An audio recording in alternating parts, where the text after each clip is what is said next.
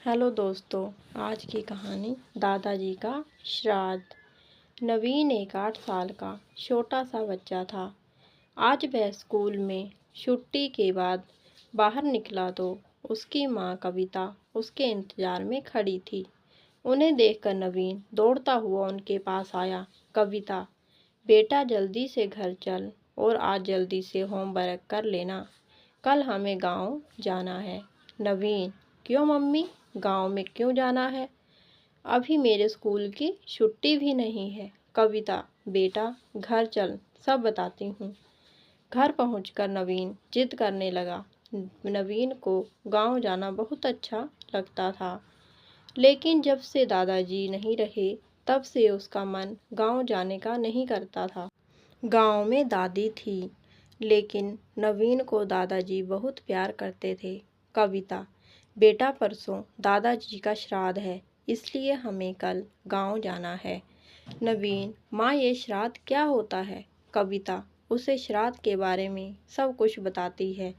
उसमें नवीन को एक बात अच्छी लगती है कि दादाजी हमारे घर भोजन करने आएंगे।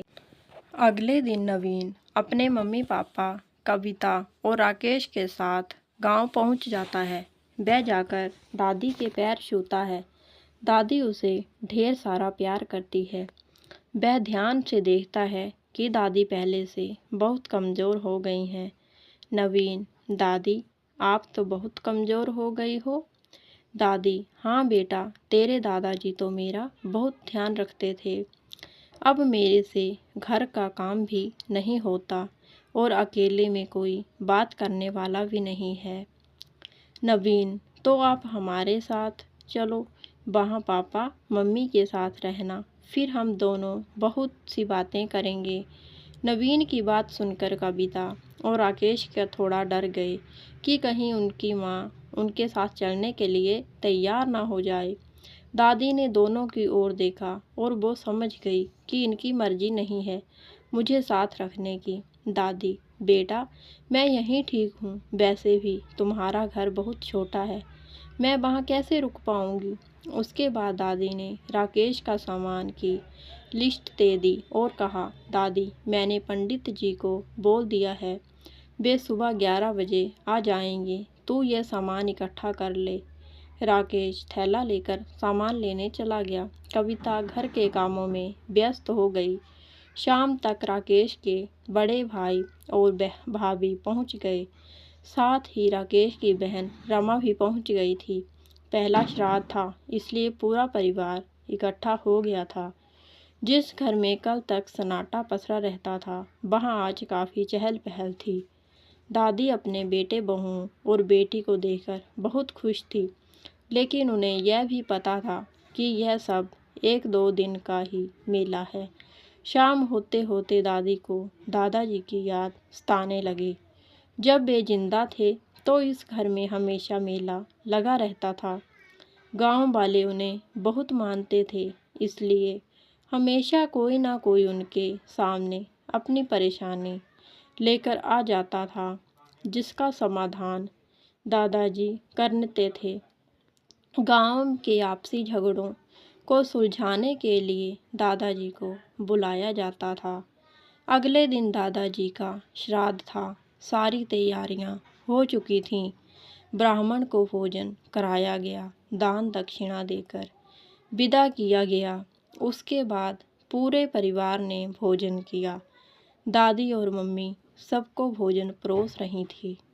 पूरा दिन काम निपटाने, मेहमानों की चहल पहल में निकल गया।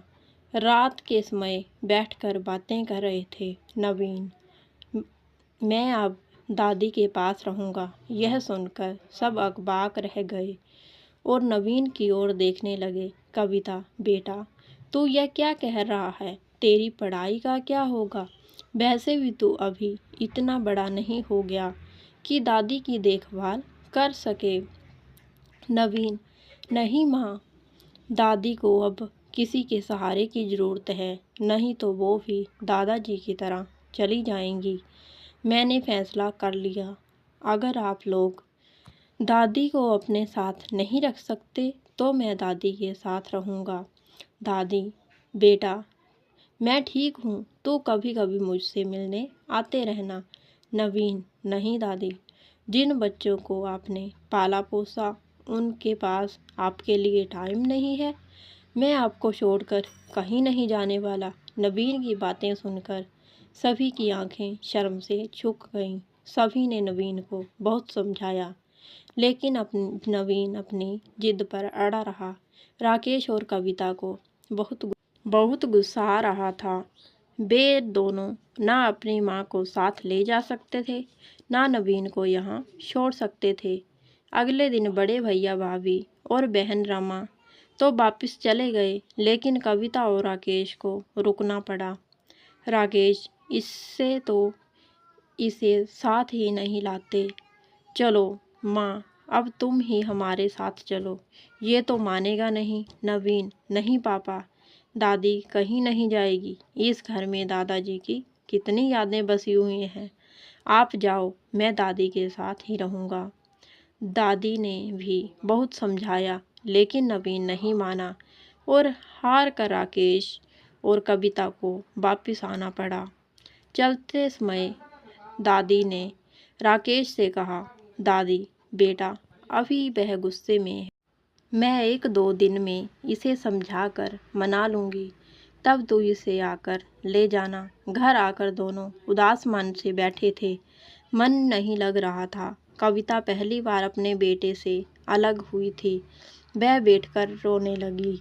राकेश, अब तुम्हें पता चला बेटे से बिछुड़ने का दर्द। एक दिन तुमने मेरी माँ से लड़ झगड़ कर मुझे अलग कर दिया था, तब उन पर क्या बीती होगी। कविता, मुझे माफ़ कर दीजिए। आज माँ जी का दर्द मुझे समझ आ रहा है। चलो हम दोनों भी गांव चलते हैं, वहीं आप कुछ कर लेना। बेटे के बगैर यहाँ कुछ नहीं अच्छा लग रहा है। मैं माँ जी की खूब सेवा करूँगी। 4 दिन बाद अपना सब कुछ समेट कर दोनों गांव पहुँच गए। उन्हें देखकर नवीन और दादी बहुत खुश हुए। राकेश ने वहीं गांव के बाजार में एक छोटी सी दुकान खोल ली। कविता का घर का सारा काम करती। नवीन को पास ही एक स्कूल में दाखिला दिला दिया। नवीन की जिद ने एक परिवार को वापस अपनी जड़ों से जोड़ दिया। ये कहानी सुनने के लिए आप सभी का बहुत बहुत धन्यवाद। मैं आशा करती हूँ कि ये कहानी आपको पसंद आई होगी।